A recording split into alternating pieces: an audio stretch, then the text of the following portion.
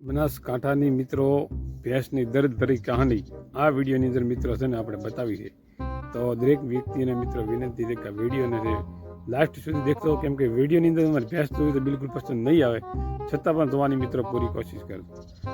આ ભેંસે એમ વિચાર્યું હતું કે મારો જન્મ થયા પછી હું જ્યારે પૃથ્વી પર આવીશ ત્યારે મને સ્વર્ગ જેવો માહોલ લાગશે, પણ જ્યારે એનો જન્મ થયો મિત્રો ત્યારે એક નાનકડો બચ્ચું હતું ને નાનકડા બચ્ચાને લોકોએ પછી તેની સેવા સાકરી કરી, અને સેવા સાકરી કર્યા પછી એ ધીરે ધીરે મિત્રો એને મોટી થઈ રહી છે.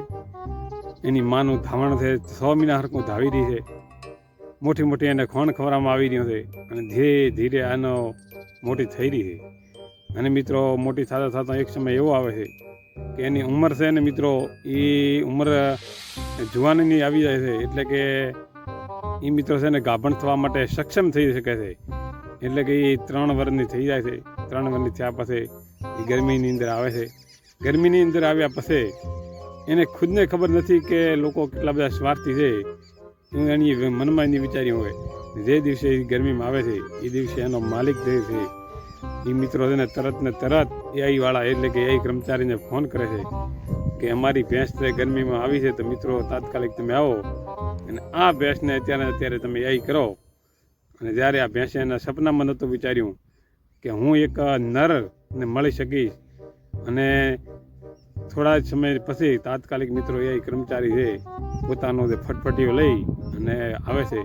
અહીંયા આવે એટલે ભેંસ તરત જોવે છે ત્યારે ભેંસ છે ને હડક બડક થઈ જાય છે કે આ શું કે કળિયુગના જમાનાની અંદર આટલો માણસો કેમ સ્વાર્થી થઈ ગયા છે. અને આર્યા ભેંસને મિત્રો છે ને એક જગ્યાએ બાંધવામાં આવે છે, અને બાંધ્યા પછી તેને મિત્રો છે ને AI કર્મચારી દ્વારા AIનું કામકાજ છે ને મિત્રો ચાલુ કરવામાં આવે છે. અને AI કર્યા પછી એ ભેંસને એક બાજુ બાંધવામાં આવે છે, અને ગરદણી છે એ જે AIના કર્મચારીને જે પણ રૂપિયા થતા હોય ચાર્જ ચૂકવી અને ત્યાંથી રવાના થઈ જાય છે, અને AI કર્મચારી પણ ત્યાંથી રવાના થઈ જાય છે. પણ આ ભેંસ જે છે એ મિત્રો છે ને એ ખૂબ જ અંદર રોતી હોય છે. એને ખુદને ખ્યાલ નથી હોતો કે આ બધું શું છે, અને ભગવાનને પ્રાર્થના કરે છે કે અમે મારા સપનામાં નહોતું વિચાર્યું પૃથ્વી પર જશું, એશ કરશું, ખાશું પીશું અને મજા કરશું, તો અમને ખ્યાલ નથી કે લોકો આટલા કેમ સ્વાર્થી થઈ ગયા છે. પોતાના સ્વાર્થ માટે કરી અને અમને એક નર સાથે જે મળવું જોઈએ, જે કુદરતી રીતે જે સિસ્ટમથી જે અમારું જે થવું જોઈએ તે મિત્રો થયું નથી, અને એનાથી એ રડતી હોય છે. અને ધીરે ધીરે તેનો ગર્ભ બંધાઈ જાય છે, અને ગર્ભ બંધાઈ ગયા પછી એને પાછો એ કર્મચારી બોલાવી અને પાછો એને 2.5 થી 3 મહિના પાછી ચેક કરવામાં આવે છે. ત્યારે મિત્રો છે ને એને ખૂબ જ દુઃખ લાગે છે, કેમ કે એને સપનામાં નહોતું વિચાર્યું કે જે ભૌગોલિક જે ફિઝિક્સી જે ભગવાનના જે નીતિ નિયમો છે એને વિરુદ્ધ જે કાર્યો જે થઈ ગયા છે, ત્યારે એ પાછી રડતી હોય છે. અને એને લાગી રહ્યું છે કે વ્યક્તિ કેટલો સ્વાર્થી થઈ ગયો છે, માણસ કેટલા સ્વાર્થી છે. એક એના લાભ માટે, તેને પૈસા કમાવા માટે, અને આવા પશુઓની જે જાન છે એ મિત્રો તેની સાથે કેવા ચેડા થઈ રહ્યા છે. અને આર્યા ભેંસ જે છે એ ગાભણ ઠહેરાયેલી જણાય છે. પછી એને વ્યક્તિ દ્વારા એની સેવા ચાકરી કરવામાં આવે છે. અને આ ભેંસ એક સમય એવો આવે છે કે ભેંસનો સમય આવી ગયો હોય છે વિયાવાનો. ત્યારે આ ભેંસ છે મિત્રો એ વિયાઈ જાય છે, અને વિયાઈ ગયા પછી આ ભેંસને વેપારી બોલાવવામાં આવે છે, અને વેપારી બોલાવી અને એને મૂલ કરવામાં આવે છે. ભેંસને એક નાનકડું પાડડું આવે છે, અને આ પાડડું આવે ત્યારે તે ખુશ થતી હોય છે કે મારે એક નાનકડું પાડડું આવ્યું છે. અને પાડડું આવ્યા પછી ખુશ થયા પછી એ વેપારીને બોલાવવામાં આવે છે, અને વેપારી મિત્રો છે ને એ આવે છે. વેપારી બધા દેખે છે, ભાળે છે, મૂલ અલગ પ્રકારના કરે છે. આ ભેંસનું મૂલ છે દિન પ્રતિદિન આવીને લોકો સડાવતા હોય છે કે આટલા રૂપિયા આપશો, કોઈ કે આટલા આપશો. અને સ્વાર્થી વ્યક્તિ છે ને મિત્રો એ બધે વેચી નાખે છે. વેચી નાખ્યા પછી વેપારી તેને ત્યાંથી લઈ જાય છે, અને લઈ જાય પછી તેની મિત્રો છે ને તેને દૂધની પ્રક્રિયા એટલે કે દૂધ કાઢવા માટે અલગ પ્રકારના કેમિકલ ચારતા હોય છે, પાવડરો ચારતા હોય છે, બાયપાસ ફેટ ચારતા હોય છે, અને આવી રીતે એની સાથે ચેડા કરવામાં આવતા હોય છે. હવે મિત્રો તમને બીજી વાત એ કરું કે કુદરતે કોઈ પણ પ્રકારના પશુ બનાવ્યું છે તેનું જે દૂધ છે એને માત્ર ને માત્ર તેના બચ્ચા માટે બનાવેલું છે. કોઈ માનવ શરીરને પીવા માટે કે માનવ લોકો માટે પીવા માટે નથી બનાવ્યું. છતાં અત્યારે કળિયુગની અંદર સ્વાર્થથી લોકો પોતાના સ્વાર્થને ખાતર જાનવરોનું દૂધ નીકાળી રહ્યા છે, અને નીકાળીને પાછું ડેરીએ ભરાવે છે. અને એનાથી અને એના બચ્ચાને મિત્રો ધારો કે આ ભેંસ છે વિયાયેલી છે, એને 7-8 લીટર ધારો કે દૂધ છે, તો એના બચ્ચાને 200 ગ્રામ દૂધ પાવા લોકો માગતા નથી. બાકીનું જેટલું પણ દૂધ થાય તમામ જગ્યાએ વેચી મારતા હોય છે. એટલા બધા લોકો સ્વાર્થી થઈ જાય છે. અને એક સમય મિત્રો એવો આવે છે કે આ ભેંસ છે તે વધુ દૂધ આપતી હોય છે ને આપતી એક દિવસ બીમાર પડી જાય છે.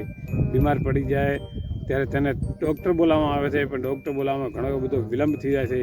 અને એની અંદર ટ્રીટમેન્ટ આપવામાં આવે છે. ટ્રીટમેન્ટની અંદર એવી વ્યવસ્થિત ટ્રીટમેન્ટ ન થવાને કારણે આ ભેંસ ધીરે ધીરે ઝલકાવા મળે છે. અને ઝલકાતી ભેંસ છે ને મિત્રો એક સમય એવો આવી જાય છે કે ભેંસ દૂધ આપતી બંધ થઈ જાય છે.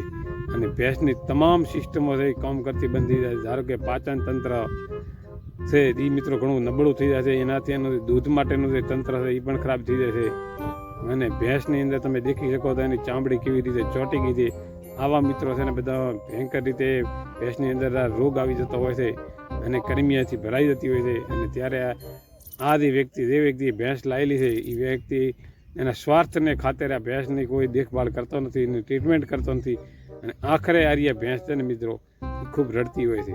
ભગવાનને પ્રાર્થના કરતી હોય છે કે પૃથ્વી લોક ઉપર તારે મને નહોતા મૂકવા, આવી રીતે મને હેરાન કરવા તારો. ભગવાનને આ વાત કરે છે ત્યારે ભગવાન એને કહે છે કે ભાઈ દેખો મેં મારી રીતે બધી સિસ્ટમ બનાવેલી છે, પણ પૃથ્વીની અંદર જે સામાજિક પ્રાણીઓ છે એ સામાજિક પ્રાણીઓ પોતાના મગજના આઈડિયાનો ઉપયોગ કરી અને આવા નવા કૃત્યો કરી રહ્યા છે. અને આ તમે દેખી શકો તો ભેંસની અંદર એ કરવામાં આવે છે. એ ક્રિયા પછી આવીને વેચવામાં આવે છે. એનું દૂધ છે મિત્રો એ પણ વેચવામાં આવે છે. એના જે બચ્ચાને પણ નસીબ લાગતું નથી. અને એક સમય મિત્રો એવો બધો ખરાબ આવે છે કે ભેંસની પરિસ્થિતિ તમે વિડીયોની અંદર દેખી શકો છો. તેનું તમામ રીતે ભેંસનું શરીર તમે દેખી શકો છો. આ ભેંસ છે આખરે ખાટલે બેઠી હોય એવું તમને લાગી રહ્યું છે. તો આવું મિત્રો થઈ રહ્યું છે. એની પાછળનું કારણ શું? તો પહેલું તો કારણ મિત્રો એ છે કે સ્વાર્થીપણું. અત્યારે દિવસે ને દિવસે મિત્રો ભેંસના જે દૂધ છે તે લોકો વેચી રહ્યા છે અથવા ડેરીએ ભરાવી રહ્યા છે. અને એના જે બચ્ચું છે જ્યારે જન્મેલું હોય તાજું જન્મેલા બચ્ચાને 100 ગ્રામ કે 200 ગ્રામ દૂધ પાવા નથી માગતા. તો પાડો જન્મેલો હોય તો તેને મિત્રો છે ને 15 દાડામાં ખતમ કરવામાં આવતો હોય છે. અને જો પાડી જન્મેલી હોય તો તેને છાશ પાવીને મોટી કરવામાં આવતી હોય છે. અને એના કારણે આનાથી દૂધ ખાવાથી પછી ભગવાન તમારા શરીરની અંદર અલગ અલગ પ્રકારના રોગો મૂકતા હોય છે. ડાયાબિટીસ, કેન્સર, સુઈ, થાઇરોઇડ. અને પછી તમે જે ડૉક્ટરો પાસે જતા હો તો ડૉક્ટરો તમારા રિપોર્ટ કરતા હોય છે, તમારામાં ફલાણો રોગ થઈ ગયો, તમારામાં ફલાણો રોગ છે. રોગ મિત્રો એક જ થયો છે કે તમે તમારું જે છે જે કુદરતના જે નીતિ નિયમોને જે હતું એના ખિલાફ તમે જે કાર્યો કરી રહ્યા છો એના તમે પરિણામો છો અત્યારે હાલ ભોગવી રહ્યા છો. આ જે ભેંસ તમે જે દેખી રહ્યા છો એ ભેંસની મિત્રો આર્ય વેદના છે. કહેવાનો મતલબ વિડીયોની અંદર એ છે કે તમારા સ્વાર્થને ખાતર બીજા લોકોની બલિને ચડાવો, તમારા સ્વાર્થને ખાતર બીજા પ્રાણીઓની સાથે આવા ચેડા ના કરો. જેવી રીતે તમે તમારા મોજ શોખ માટે તમે જેવી રીતે જીવન જીવી રહ્યા છો એવી રીતે પશુઓને પોતાની રીતે જીવન જીવવા દો. અને બીજી વાત એ છે કે એ જે લોકો જે કરાવી રહ્યા છે એ મિત્રો તમારા પૈસા માટે તમે ગમે કરાવતા પણ આ એક સારી બાબત ના કહી શકાય. કેમ કે ત્યારે બનાસકાંઠા જિલ્લાની અંદર પશુઓ ઉછલા મારી રહ્યા છે તેનું સાચું કારણ એક જ છે કે તમે જે કાર્ય કરો છો તે બધા પ્રકૃતિ વિરુદ્ધ કાર્યો કરી રહ્યા છો. આ વિડીયો મિત્રો ગમે તો લાઇક કરો, ચેનલને સબસ્ક્રાઈબ કરો અને વધુને વધુ મિત્રો આ વિડીયોને શેર કરતા રહેજો. ચલો મિત્રો ફરી મળશું નવા વિડીયોની અંદર. Bye bye.